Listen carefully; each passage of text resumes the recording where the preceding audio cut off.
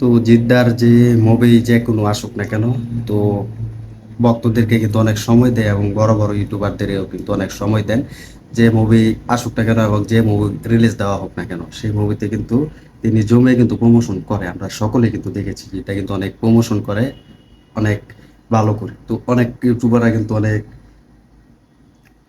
ভালো লাগে যে কথাবার্তা বলার জন্য, এবং অনেক ইউটিউবাররা কিন্তু তাদের সাথে অনেক কথা বলতে পারে। যে জিদ্দাই কিন্তু একমাত্র পারে বড় বড় এবং ইউটিউবাররা যারা আছে কাজ করে, যদি যেমন কন্টেন্ট নিয়ে কাজ করেন বা তৈরি করে আসছেন, তাদেরকে কিন্তু জিদ্দা কিন্তু অনেক সময় দেয়, আমরা কিন্তু দেখেছি।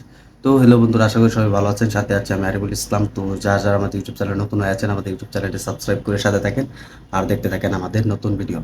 তো জিদ্দার যে কোনো মুভি আসুক না কেন, জিদ্দা কিন্তু জমিয়ে প্রমোশন করে, এবং বড় যারা জিদ্দার ভক্তরা আছেন এবং যারা মুভি কন্টেন্ট নিয়ে কাজ করেন, বড় ইউটিউবাররা আছেন, তাদেরকে কিন্তু জিদ্দা প্রচুর সময় দেন, এবং জিদ্দা কিন্তু তাদেরকে নিয়ে কিন্তু অনেক আড্ডাআড্ডি করেন। তো একমাত্র জিদ্দার কাছে আমরা দেখেছি, বাকি সুপারস্টারদের কাছে কিন্তু আমরা দেখিনি বা দেখতেও পাইনি।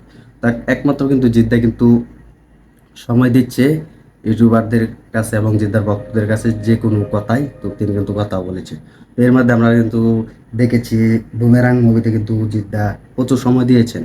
তো এবং আপনারা জানেন যে বড় বড় ইউটিউবার আছেন, তারা কিন্তু অনেক কথা বলেছেন জিদ্দার সাথে যে এই মুভি কেন এত করছেন আপনি এবং এত টাকার মধ্যে দিয়ে। তো কোনো যে ভাবছেন যে একটি সুপারস্টারের সাথে বসে নিবিড়ে ঠান্ডা মতো কথা বলছেন, যিনি একমাত্র জিদ্দাই কিন্তু দিয়েছেন।